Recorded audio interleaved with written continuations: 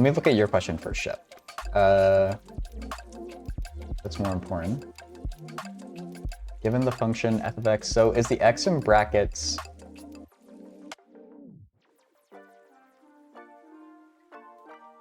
Oh, like absolute value. Okay. Yeah, normally we use like the straight bars like that, but let me just show what the base kind of graph of this looks. Like this. Oh, it's all good. It's shift in the key above enter. But I know what you mean, so it's not important. So yeah, when this is graphed, it looks like basically a big V. And let's go to the whiteboard, I guess, because I can also just draw this. Okay, let's do blue.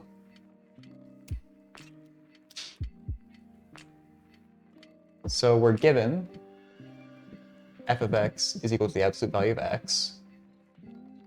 And we don't actually need it, but just for reference, the graph is basically like that.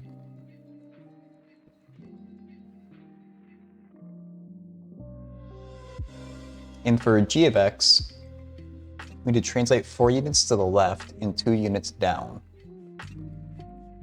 So let's start with shifting left by 4. You don't have to start with this one, but it just it's just my personal preference, I guess, to start with the left and right shifts. So when you want to shift to the left and right, you need to look at the x and replace it by x. For a left shift, you want to do x plus whatever your shift is. So in this case, we want to shift left by 4. So anywhere we see an x in this initial thing, we make it x plus 4 instead. So absolute value of x will now become as the value of x plus 4. Just be absolutely certain that I'm not off on the wrong foot. Let me put that into Wolfram Alpha. Make sure we got our left shift out before we proceed further, because I sometimes get the signs mixed up. Okay. No, this looks good though. So we've shifted left by 4 now. And then we want to go 2 units down for our next step.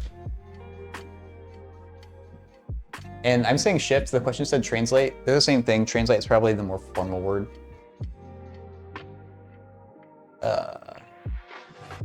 Shift down by 2. So now let's take the last thing we did, absolute value of x plus 4. And when you want to shift up or down, you take the entire function. And in this case, we want to shift down, so we subtract 2. So we're going to take the entire function, keep it as it was, but just throw in a minus 2 now. And there's a weird thing where if you want to shift down, you subtract. If you want to shift up, you add. But for left and right, if you want to shift left, you add. If you want to shift to right, you subtract. It's a weird kind of backwards thing where they're opposites. But basically that means our final answer is going to be absolute value of x plus 4 with a minus 2. And that looks about right. Hey, hardlocked. Shit. Are we doing good?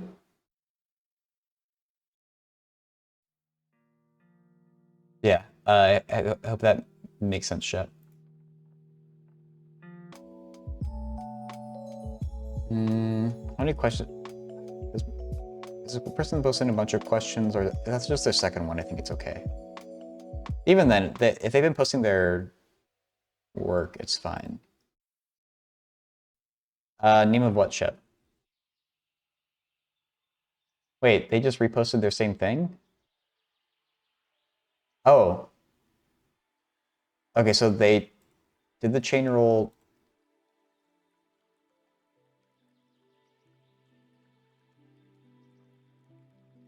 Well, they need to post their updated work.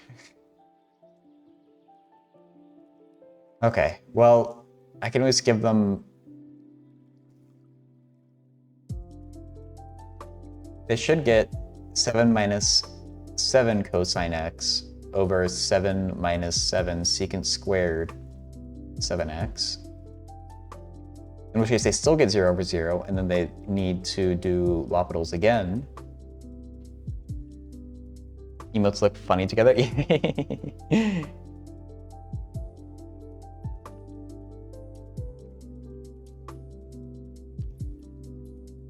And if you L'Hopital's this again, you're gonna get positive sine.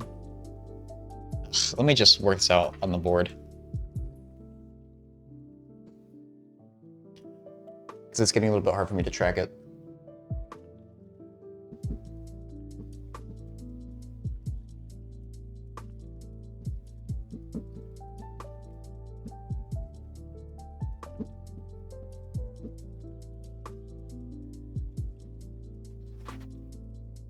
So we do L'Hopital's 7 minus 7 cosine 7x, 7 minus 7 secant squared x, 7x. L'Hopital's it again. This is the part where I was getting a bit lost in the math. So that goes going to become negative sign, negative, negative makes it positive, 49 sine 7x over, what's that going to be? Secant derives to secant x tangent x. We need to do a power rule. It's going to be 2 times 49. Oh god, 2 times 49 is 98. We have a minus sign. So the power rule, we get a secant 7x. When we derive secant, we get secant 7x tangent 7x. We get secant squared x tangent, 7x. Okay. That becomes 0 on top.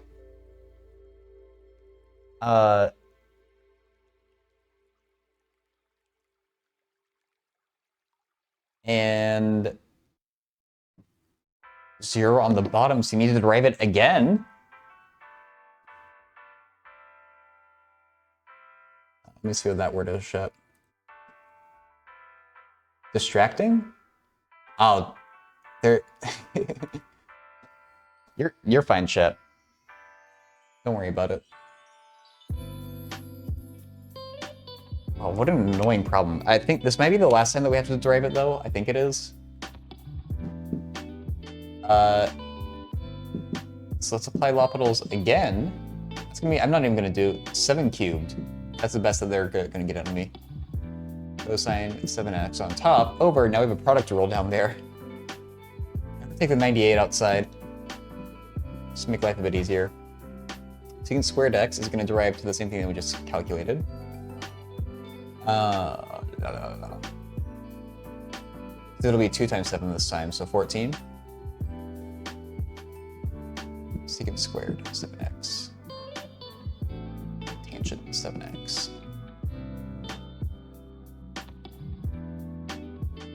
Right? Tangent squared, because we still have that tangent there. Okay. Plus, now we derive the tangent. 7 secant to the 4th 7x. Okay, please tell me that this isn't another L'Hopital's after this. On top we get 7 cubed.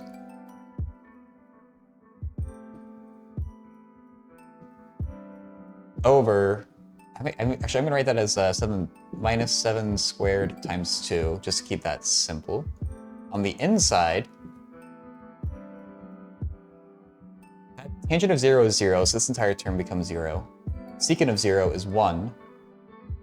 We just get times 7. Ah, here's where it comes from. So 7 cubed over 7 cubed is 1. So we just end up with minus a half. Okay. That's how we get it. It's an annoying problem. It's it's some calculus stuff, Shep. It's hard to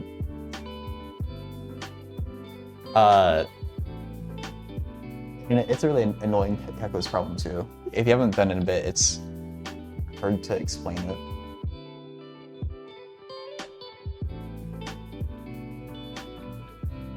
Why science is better? Oh, I disagree.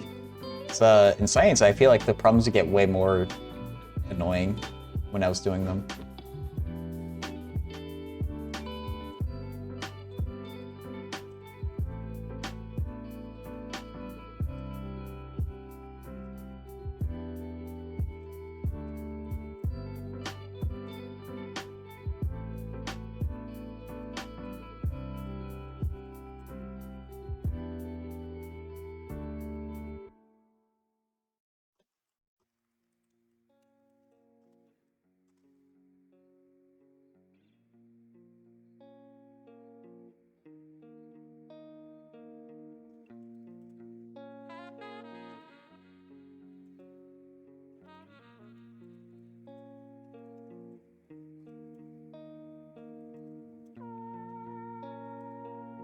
It's a half.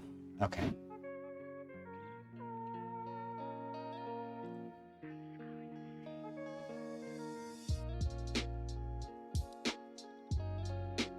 College algebra, that kind of scares me. Let's see what kind of algebra they mean.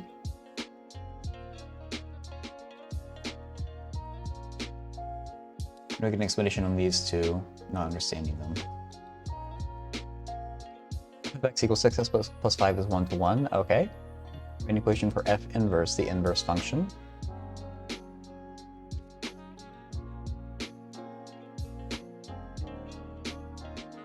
Okay, so good. This is the type of algebra that I can handle. Let's look at the other one, though. Graph the function by making a table of the coordinates.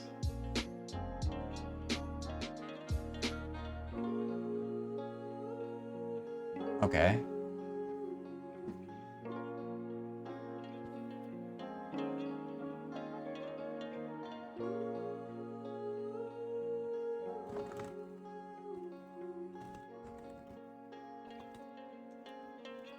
Usual technique to find the inverse function is to switch f of x and x, then isolate f of x again. So instead of f of x equals 6x plus 5, you now have x equals 6 f of x plus 5. You would have to solve for f of x. That new function is your inverse. For the second one, they're asking you to plug in values for x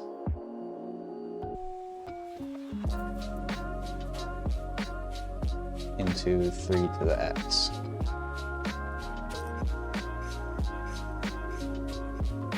To plug values for x into 3 to the x, with integers or fractions.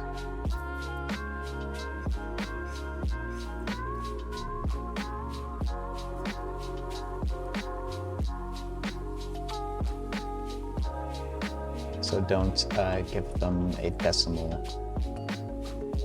My calculator. For example, when plugging in -2 for x, you'd do 3 -2 equals 1 over 9.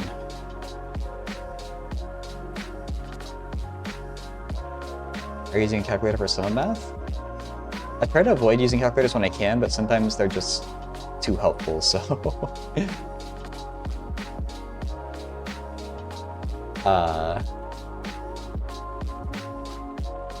This one actually I'm about to use a calculator. So I want to see what 1/9 as a decimal is, because I can never remember. 1 over 9.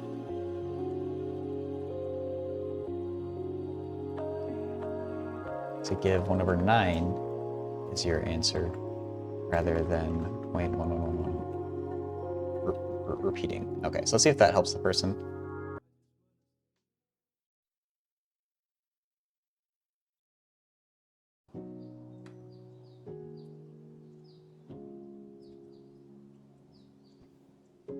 Let's go on part B for question 1.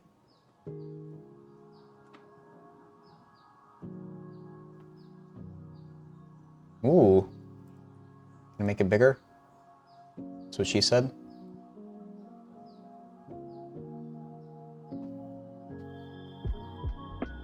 To memorize it? I mean, I don't have much of a use to memorize it.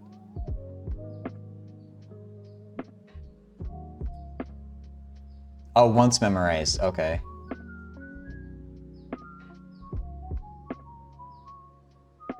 Does it like quiz you on the periodic table? That might be kind of fun just to see how much I remember.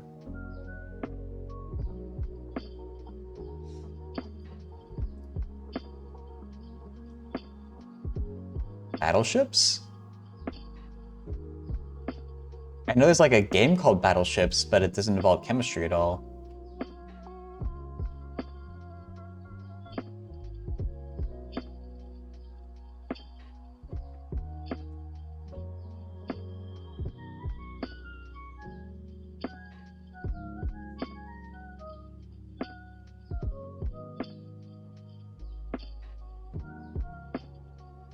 This is weird.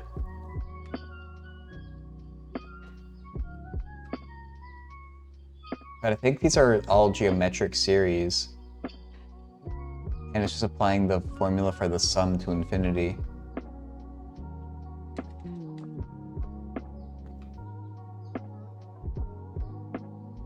Call what element you want to shoot. Oh, so it's like a modified version. It's like, that's just...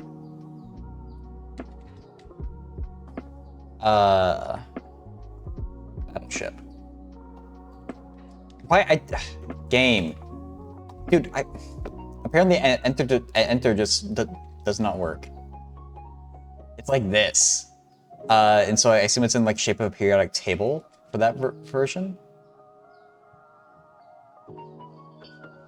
Actually, this is a weird, like, cheap version. Oh, it's Walmart, that's why.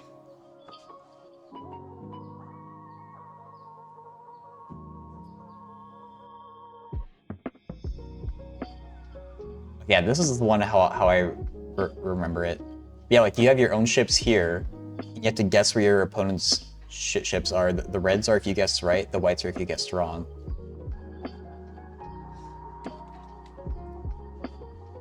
Do it verbally? Oh, wow.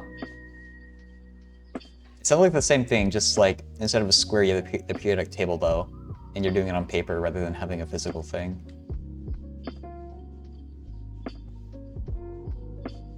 It's funny.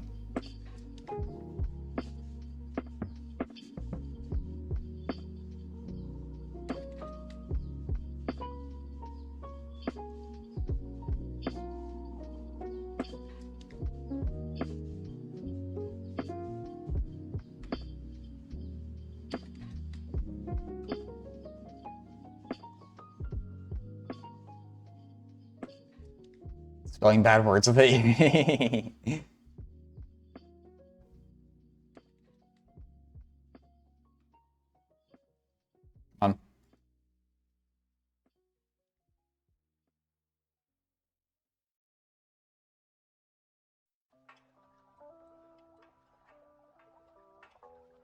A equals 0, B equals 5, C equals 1, D equals 3. Write out the first 4 non-zero terms of A. Okay, so you just basically plug in.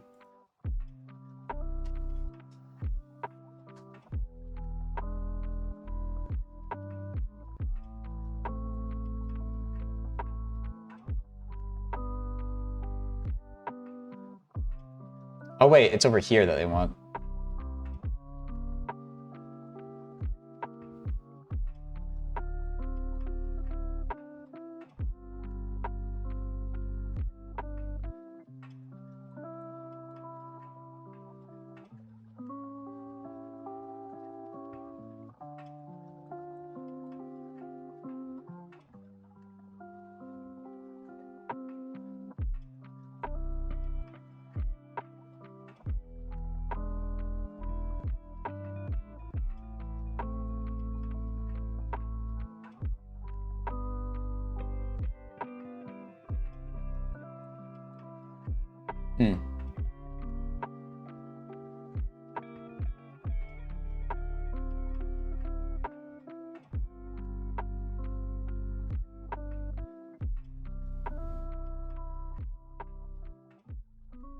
to the general term of the sequence.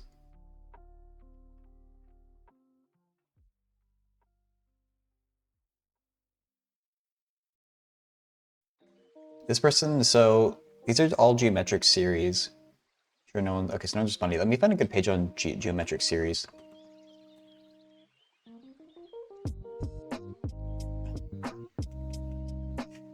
All right, let's see what you're spelling, Shep.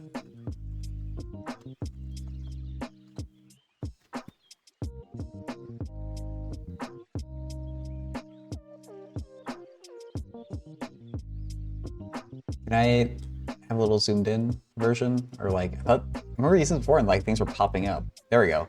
Just needed a second. Okay, MO.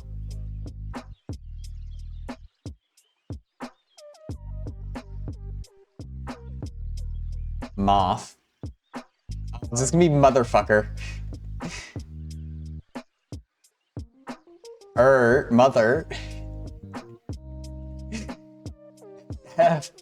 I can read you like a book, Shep. You. C.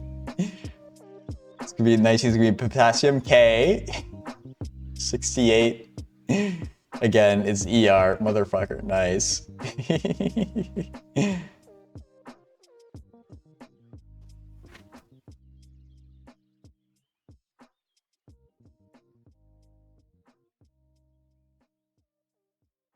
Fun game? Yeah, that is fun.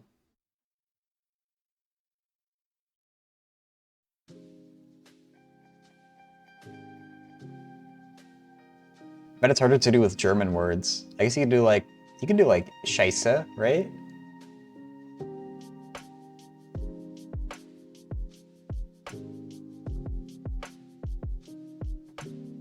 Cash back? Oh, that's great. Well, for cussing, then the professor caught on. That's funny. Why would you get in trouble for cussing? I feel like I don't remember students ever like doing it that much, to be fair, but I don't think any of my professors actually cared if a student like just dropped an F-bomb like once or twice.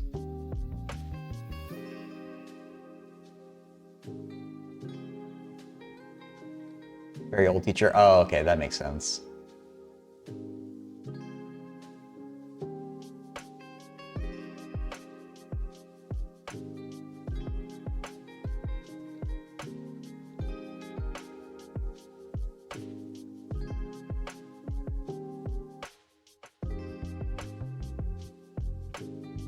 Oh yeah, so A is not geometric exactly. It's almost geometric, but the numerator changing makes it not. Oh, it's not only, it's like, I don't know how you would call that. Could it be though? No, it couldn't.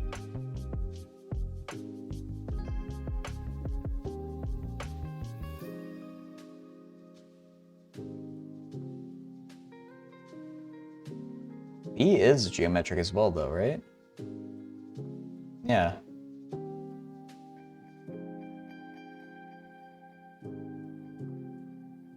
As you say, C, D, and E are all geometric. Although B also is. A geometric series has a starting value. No! Oh, good. Okay. A over B, for example. Or is it because some of the others than you suggested the idea? You're just a troublemaker there, trying to enable your friends.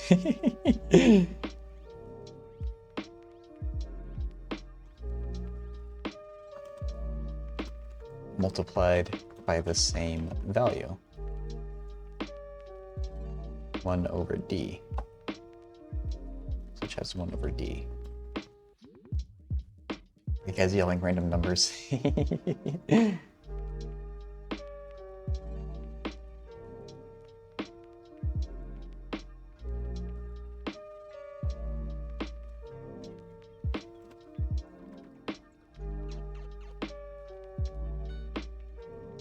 Let me give the link in this one, I guess.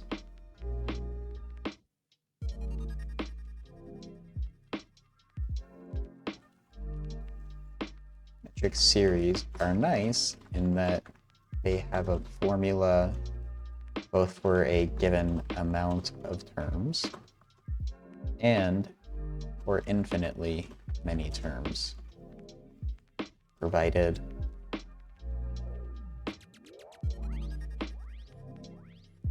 r is less than 1. Less than or equal to 1?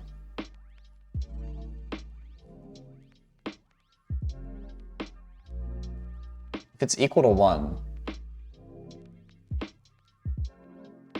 I think that diverges, doesn't it? Yeah.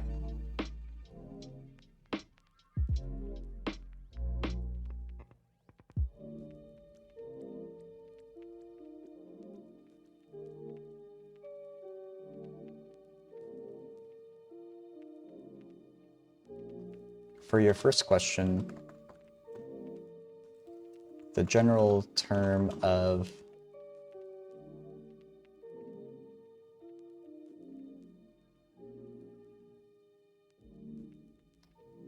series A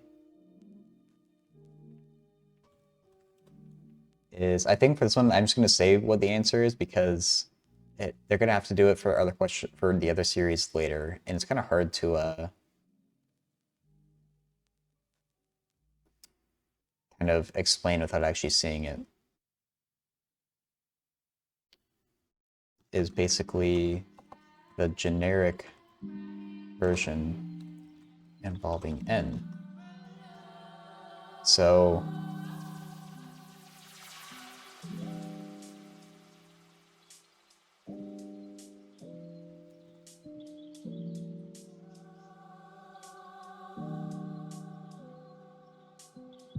for A, it'll be, the numerator is A plus NC.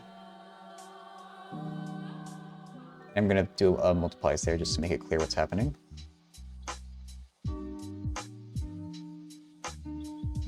Over B times D to the N.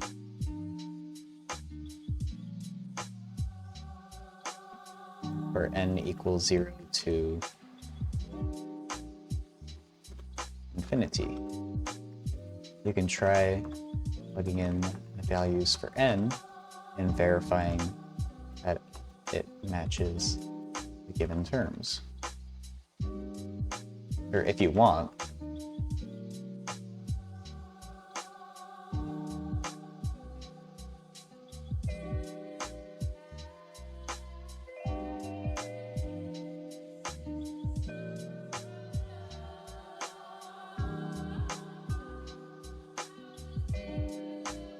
okay, so is there a second question?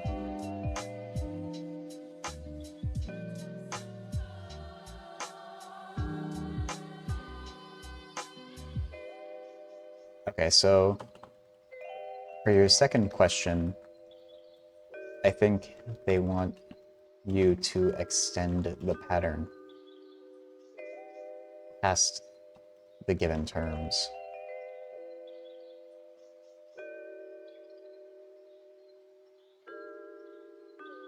Get 4 non-zero ones, but the wording is a little vague on that front.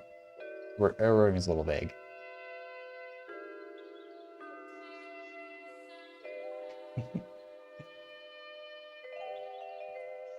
Let's see. It started with C. 92.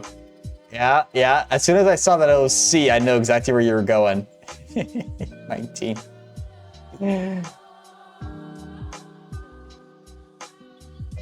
Wait. Oh, you're right. Oh, never mind. I was, wait. Because the last letter being a K. Wait. 92. F-U. C. Oh, funk. Never mind. I was going a completely different direction with that. Okay.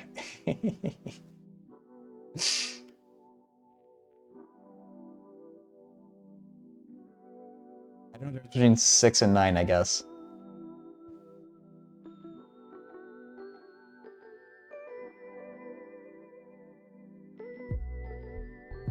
You get really bad at this? Yeah.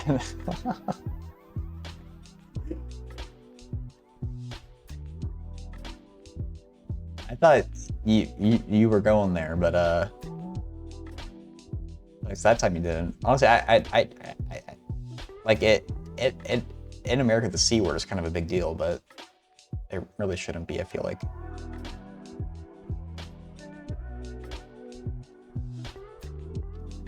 Okay, I think that addresses the person's questions. So I hope it does. Okay.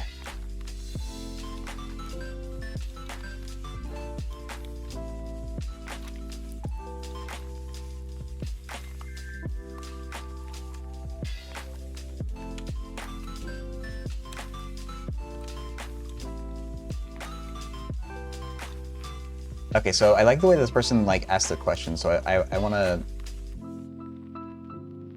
you know, put in a matching effort back. I don't know why this tab was open. All right, Shep put that in. Let me see what that is.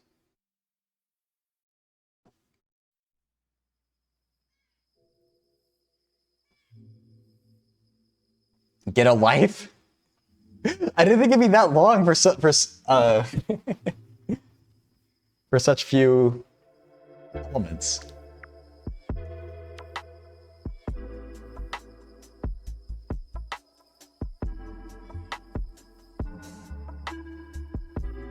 For task 7 part B. I assume it's this part B for the first 4 teams of C terms. All right, all good, Shep.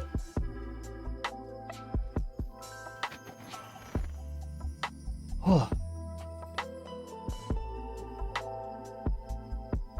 So for C, wait, what are the values? This is gonna be annoying. Okay.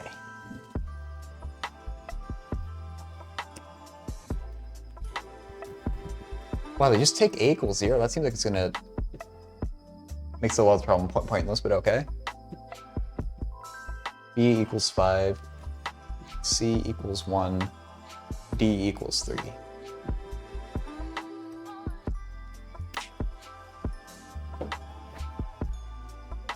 Okay, and so the first 4 terms of C over BD is 1 over 5 times 3 is 1 over 15. Okay, good. And then D is 3. And so 3 is increasing by an exponent each time. So this next one would be 1 over 5 times 9 is 45. 1 over 5 times 8, or no, 27. That's what I meant. It has been considered.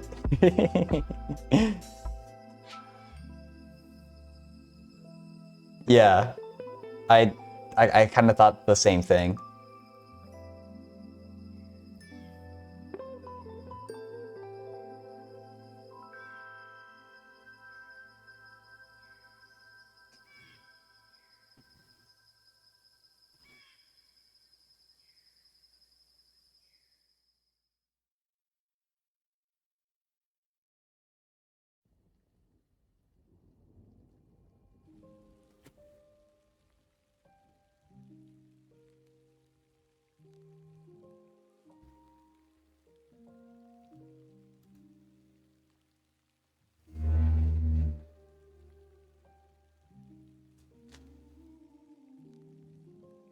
Okay, so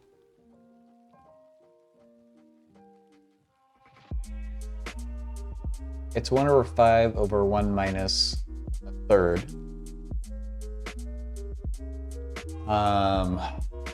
Which is 1 over 5 over 2/3.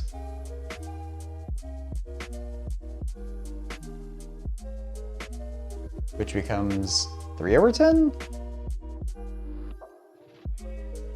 That doesn't make sense though.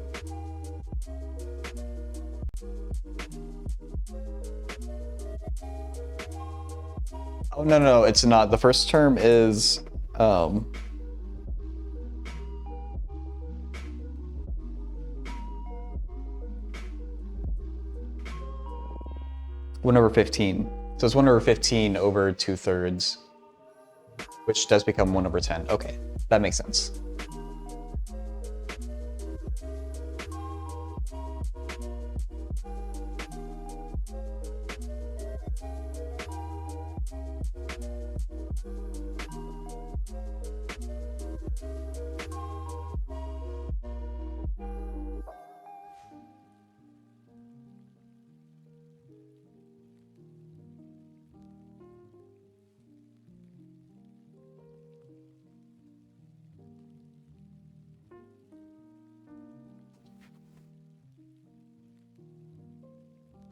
That looks good for 7B.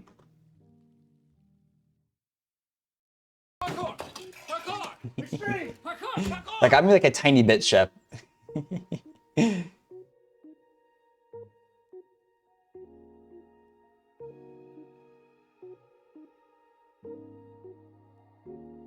You could tell.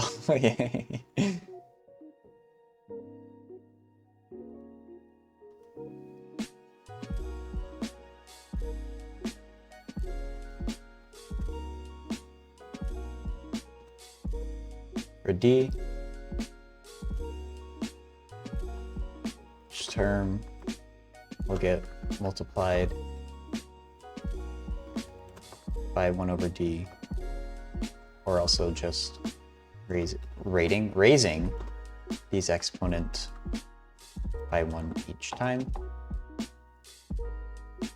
E, they don't really give you the terms, but BRB, okay.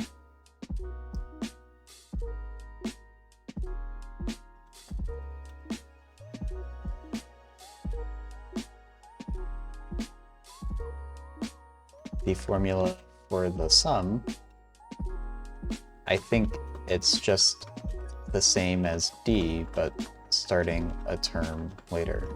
In fact, C, D, and E all look the same to me, except their starting point.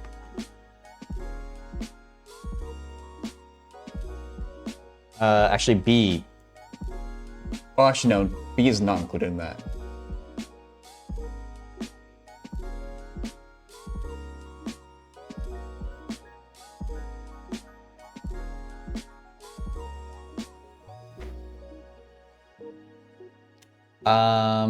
Because we applied it. I do want to try applying the formula to part C there. Let me just do that quick. Or to E. So the initial term A is C over BD cubed over 1 minus 1/D. And hopefully we should get something that matches what they had. So this is, I'm gonna multiply by D over D. Am I gonna do that though?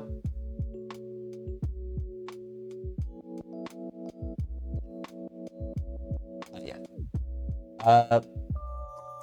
Let's instead say that C over BD cubed 1 minus, what am I writing?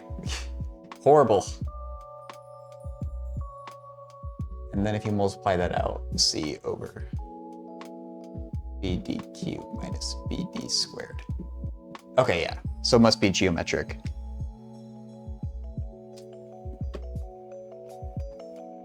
Just wanted to verify that.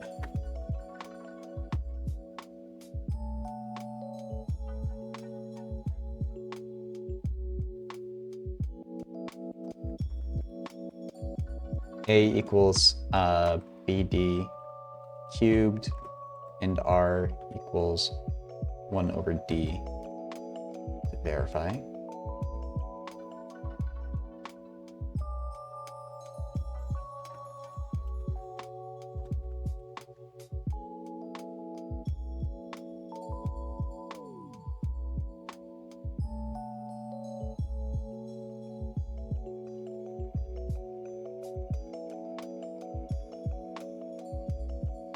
so clearly.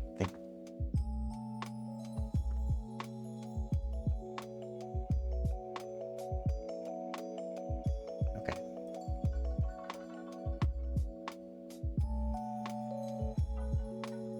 Hopefully that helps the person. Let's see if they get back another time. Okay. I think I want to multiply by the conjugate here. Or maybe you want to square.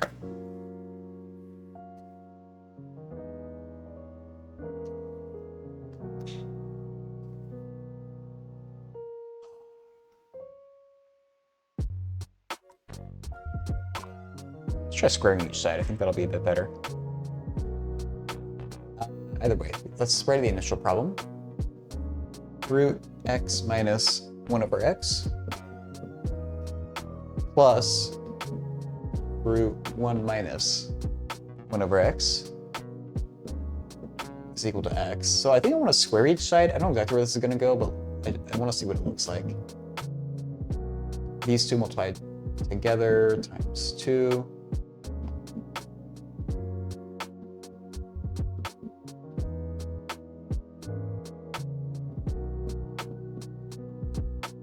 Okay. So now let's try to combine like terms. Just the x is there. Minus 1 over x minus 1 over x minus 2 over x plus 1. And then here plus 2 root x minus 1 minus 1 over x plus 1 over x squared. Equals x squared. Really? I thought that turned into something nicer. I don't see anything nice about that though.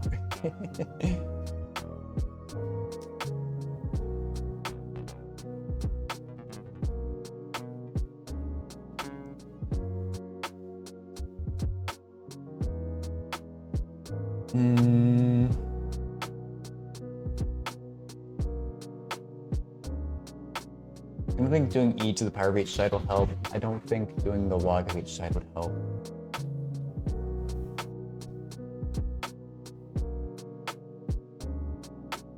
Maybe if you brought one of these to the other side and then you squared, that could help. So you don't get this whole business. That might be the answer.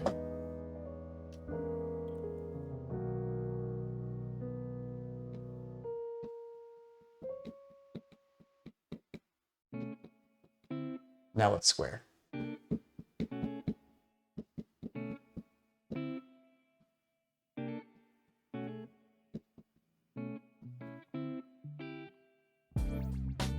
Plus 1 minus 1 over x.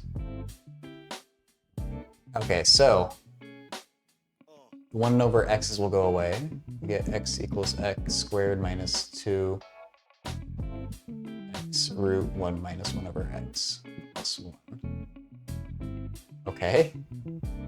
This doesn't seem as mean. I think maybe let's isolate the square root.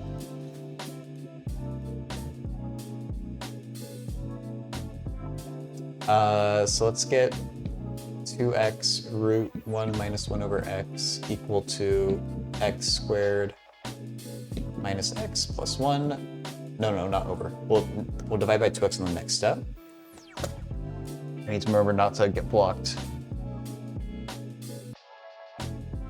Root 1 minus 1 over x is equal to x squared minus x plus 1 over 2x.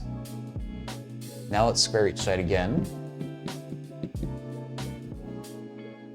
I'm not going to do that math out right now.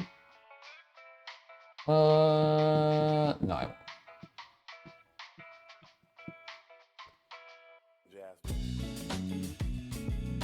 Let me actually make Wolfram Alpha do that squared on top for me.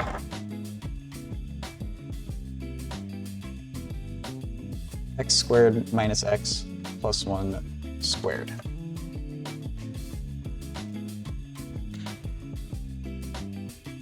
Okay. I'm gonna multiply 3 by 4x squared actually back. I kind of regret bringing it over to this side. Let's do 4x squared minus 4x is equal to x to the 4th minus 2x cubed plus 3x squared minus 2x plus 1. Why did you opt to move it over? We're asking about the 2x? If so, I think I just realized that was a bad thing. Or do you mean in the very start when I moved the square root over? Because I tried just squaring the initial one, but you end up with a very nasty square root that I didn't know how to deal with. Because when you like FOIL those two out, the term that you get from multiplying that by that is really weird. So this looked a bit easier to me. Let's see what this quartic looks like. Because at least here we've ended up with a quartic that's potentially solvable.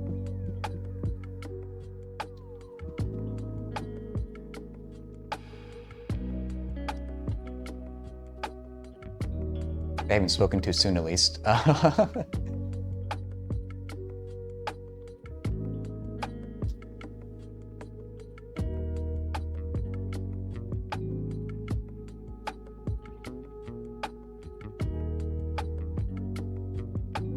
Looking for fancy ways that we could group this, but I don't see it.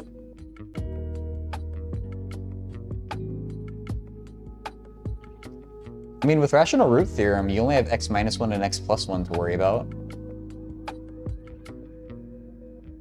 That might not actually be that bad. Actually, we can just plug in 1 and negative 1 directly and see if they work. If you plug in 1, you get 1 minus 2 is negative 1, minus 1 is negative 3. Plus 3 is 0, so positive 1 works. Does negative 1 work? 1 plus 2 is 3. Minus 1 is 2.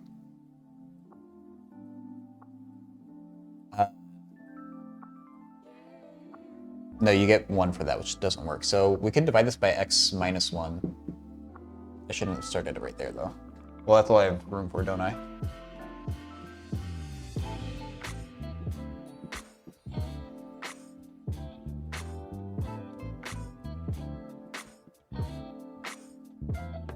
Okay, x cubed, x to the 4th, minus x cubed, minus x cubed, minus x squared, minus x squared, minus x cubed, minus x squared, actually plus, and then minus 2x squared plus 2x minus 2x.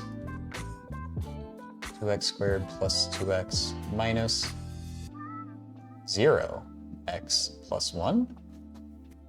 Really? That can't be right.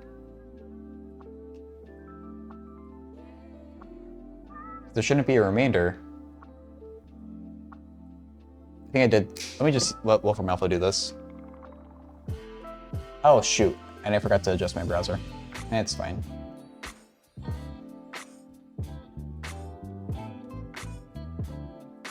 I'm just gonna give it the initial quartic and see if I was slightly right.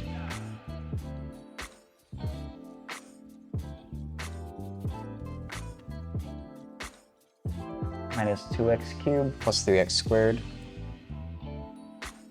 minus 2x plus 1. Let's see.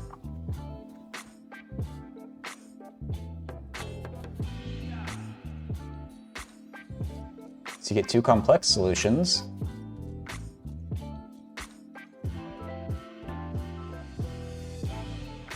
Wait, I gave it the wrong thing. X to the 4th minus 2x cubed minus x squared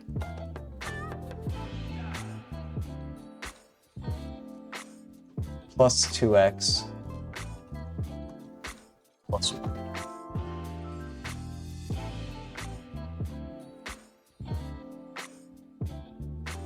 It's still not right. It's like my Discord is lighting up. Oh.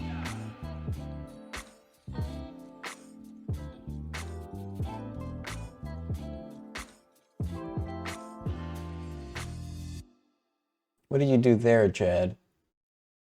Look, I'm still trying to figure that out. You got a common denominator? Oh, I didn't think to do that.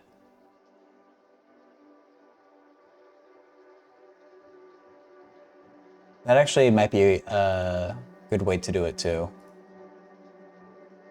I completely forgot that you could get a common denominator there.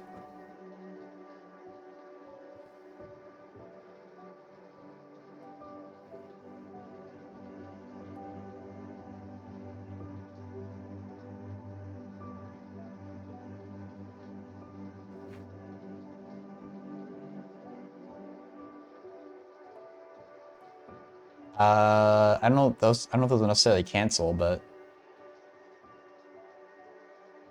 you'd have an x squared over there, yeah.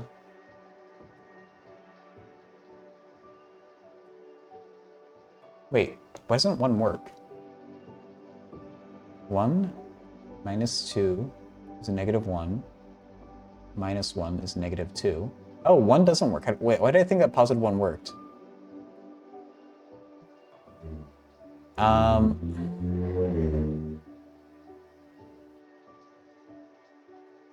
Man. Let's investigate your way, Jed, I guess, because this quartic, like, there are no rational roots. So unless you figure out how to factor it like this, I mean, I guess it actually doesn't look that bad, but I don't know the tricks for factoring, so to me, I wouldn't know.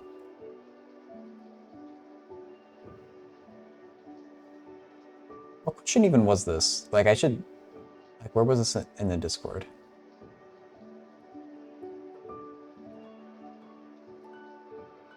Is it this person? No.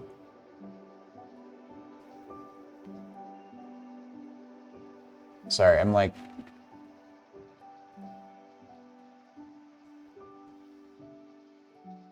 I just want to see if it's already been answered. I'll still do the problems. I'm curious to see how it works, but... I'm just trying to figure out if someone's already beaten me to it.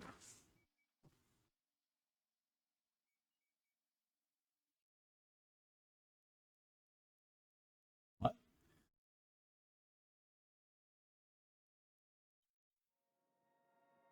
It's not the answer? Oh, I thought they meant that was the final answer. Okay. Yeah, that's their problem. It must be. That's a good spot.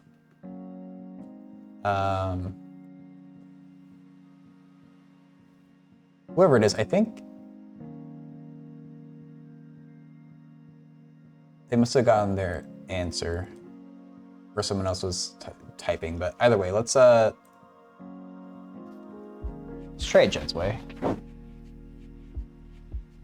because that quadratic isn't very, for me, it's not very easy to work with. To get to irreducible, or did I say quadratic, or I don't know what I said, but I said something, I'm sticking to it.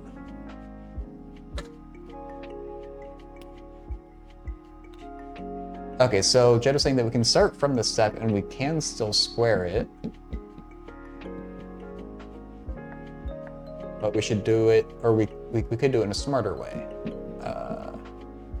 Once we get past this stage.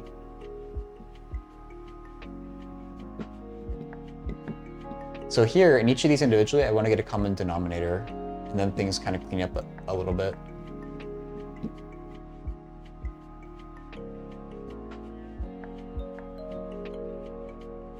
That one's going to become x squared minus 1 over x. Oh, thank you, Jed.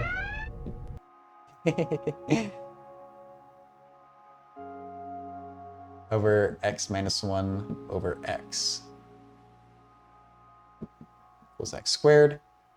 And we get x minus 2 over x plus 1 plus 2 root x squared minus 1 factors to x plus 1 times x minus 1. We multiply the two fractions together as well, so we'll also get x minus 1 over x squared equals x squared. Now we have x squared and x minus 1 squared. Those can come outside the square root, as long as they get square rooted on the way. X minus 1 over x. I don't know why I'm putting so many parentheses. This isn't necessary. We still have the x plus 1 trap there, but we can deal with that later, probably. Let me clean this up a bit. I don't like how ugly it looks. Okay, there.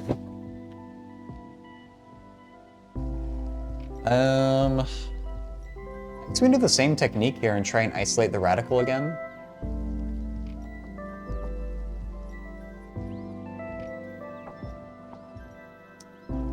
Yeah, let's try it.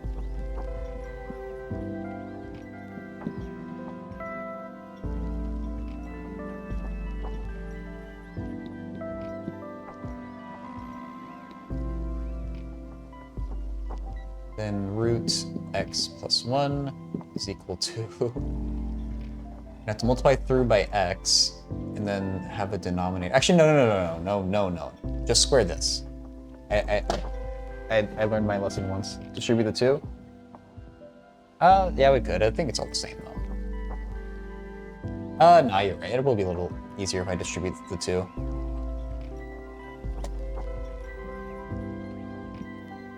Okay, so now let's square each side from this step.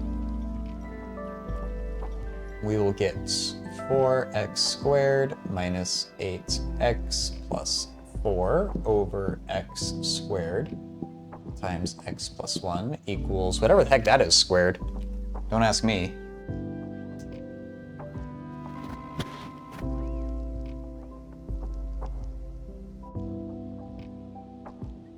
Never mind. Okay. Actually, I would have been much better if I multiplied through by x before even doing this. Let's actually do that. I want to multiply both sides by x. I want to get rid of the x in the denominator.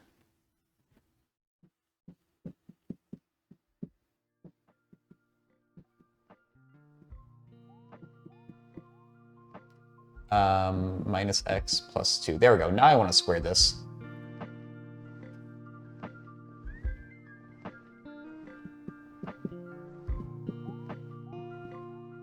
Not square root. Just x plus 1.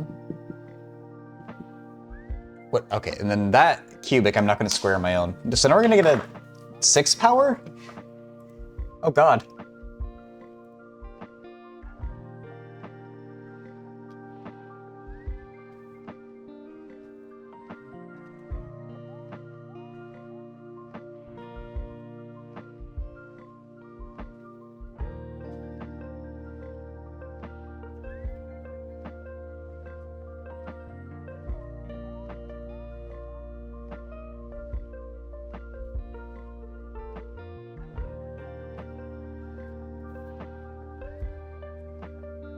There is a real root, but it did it... Okay, well no, this isn't our final polynomial though.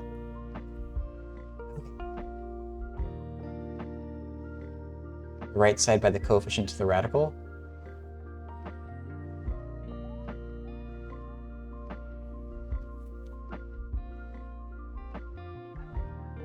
Yes, we could.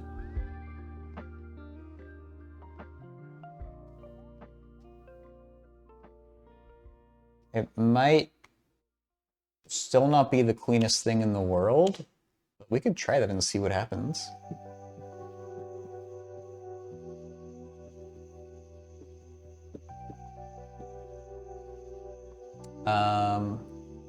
So we need 1/2 x squared. No, we don't. Yes, we do.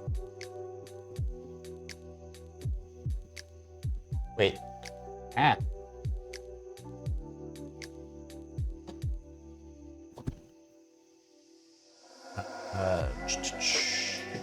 Minus x squared. Oh, we just get 0. I think when this happens, we drop down the next one as well. That's not good. We're gonna get a remainder there.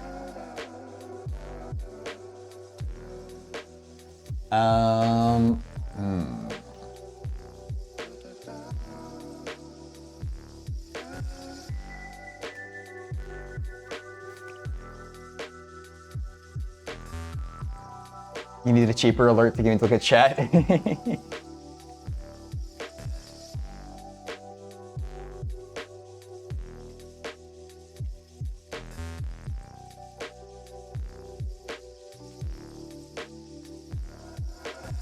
I mean, having a remainder isn't the end of the world either.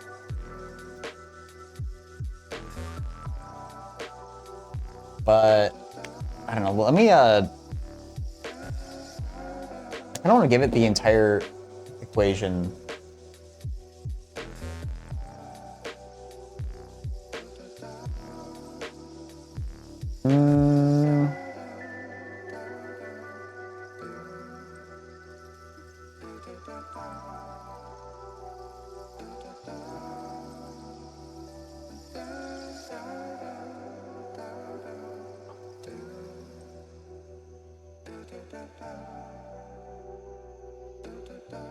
I don't think it's going to change it that much, though. Like, it's still going to have a remainder.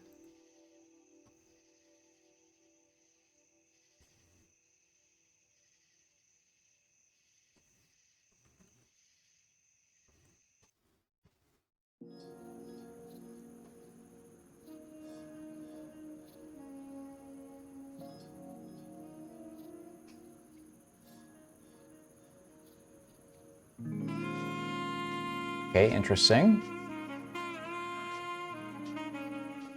That's possibly... We only get one solution, okay. I guess because the square root is there.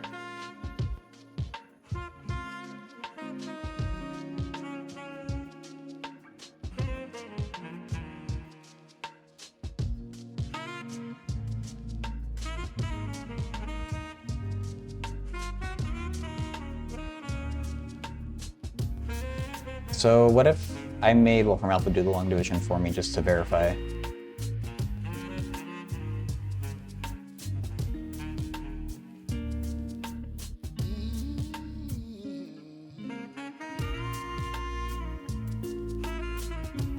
So you do get a remainder.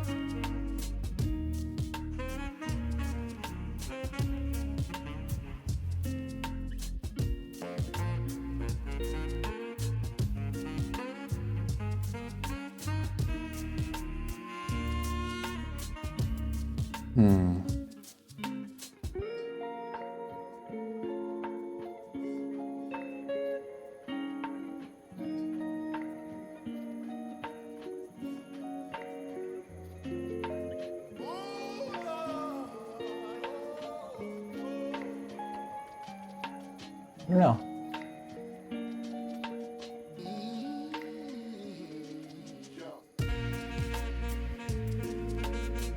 No matter what you do, it seems like you run into a mess of algebra.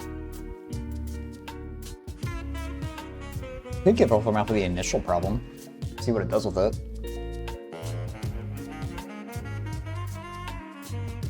But I think this one, it doesn't seem like there's an easy way around the tedious work.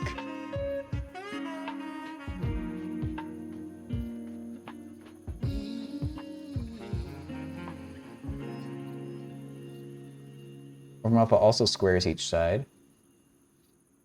It's a common denominator. Okay, so Wolfram Alpha agrees with your first steps.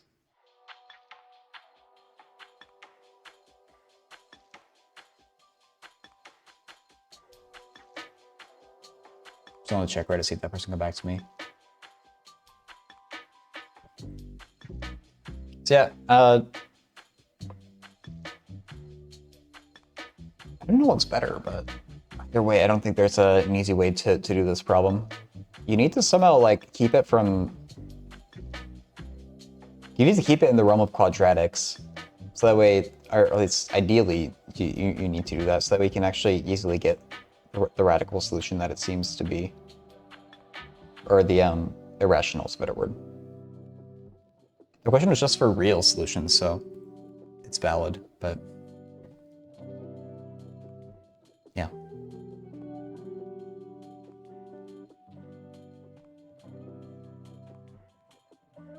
I'm going for 2 hours and 20 minutes.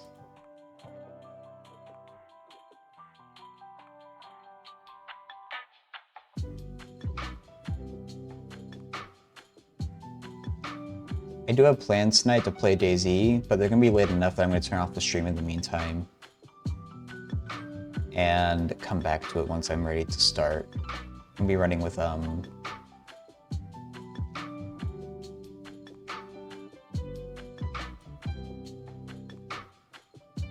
mean, with someone who I played with last Saturday in Kings of the Castle. I'm excited to run with them again. Yeah, Jed, that's the answer. How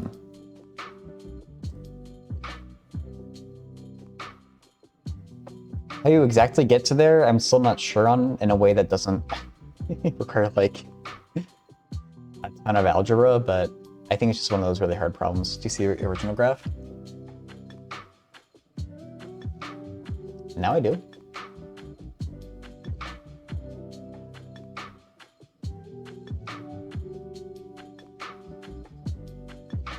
It's a weird looking function, yeah. It's interesting that x can be negative at all here, but I guess it makes sense.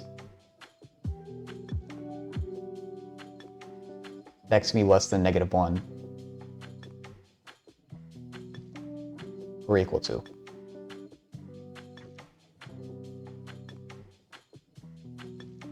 It's for the left-hand side, not for an actual solution. All right, well, I think for now I'm gonna call the stream there. Got some good questions today. And I think we're at a stopping point with this problem. As long as the value under each radical remains positive, yeah. Yeah, I was just looking at honestly the blue part of the graph, like if you had just equal to y instead of equal to x.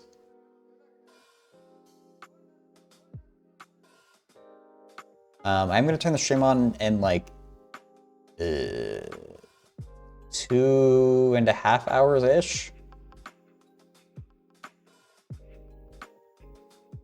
To play some DayZ. But I think for math, I'm gonna call things there.